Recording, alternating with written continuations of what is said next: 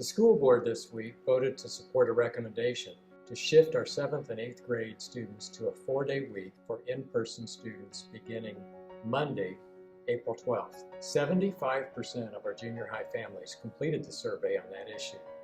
82% expressed support for in-person instruction, despite being made aware that we may not always be able to adhere to the CDC guidelines regarding social distancing and cohorting. We're now transitioning to a 3-foot social distancing standard, but even that will be difficult in some circumstances. 70% stated that they prefer a 4-day week over the hybrid schedule. With reference to the 25% of the families who didn't answer the survey, we have made the assumption that their children will remain virtual or in person as the case may be.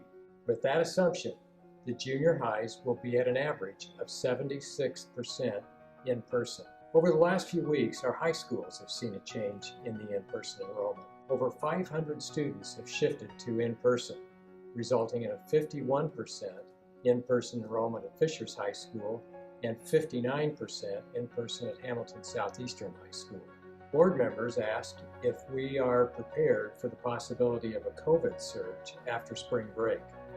We informed them that our substitute teacher coverage is higher at this point in the school year, but if there is a surge, we may not have enough substitute teachers to avoid building closures.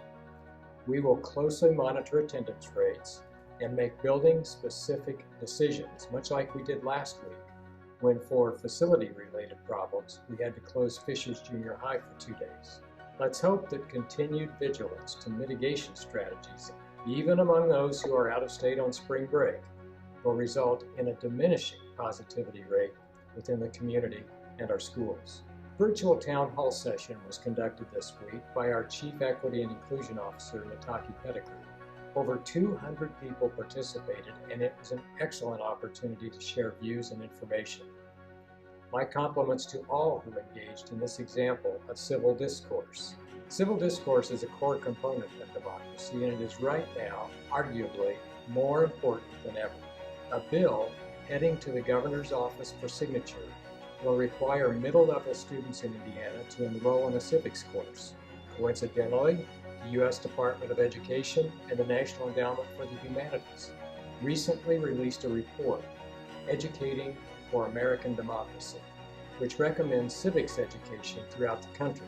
The report contends that civics education has been neglected for nearly a generation due to the emphasis on testing in the foundational areas of literacy, math, and science. Not to diminish the importance of those disciplines, the report draws attention to elevating lessons in civil discourse as a means of participating in the various levels of governance and civic decision-making. The bill would require the Department of Education and the State Board to develop standards for curriculum by June of next year. Educating for Democracy promotes civic values that I believe would well serve that effort. Developing skills to consider others' perspectives, developing the intellectual humility that prevents us from assuming that we know more about others than we do, and recognizing the unequal sacrifice that some Americans have made for the sake of our country are just some of the values that the report emphasizes.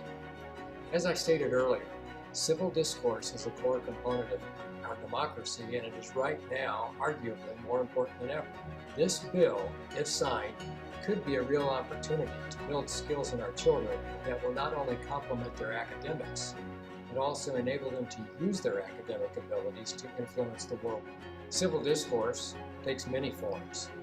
Today, our staff throughout the district came together in red to express opposition to elements within the budget bill being considered by the General Assembly that expands support for non-public schools. The welfare and vitality of our public schools is a top priority for our staff. Finally, I want to remind you that spring break begins on Friday next week.